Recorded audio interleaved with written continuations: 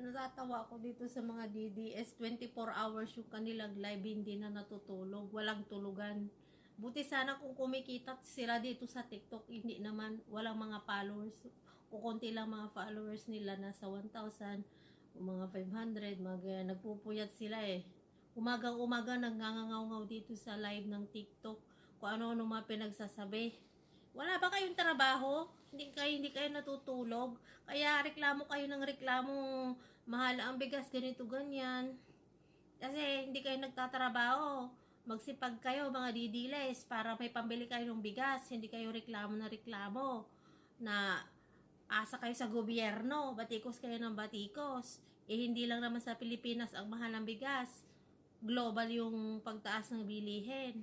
Magsipag kasi kayo, huwag kayong panira ng tao. Magsipag mga DDS.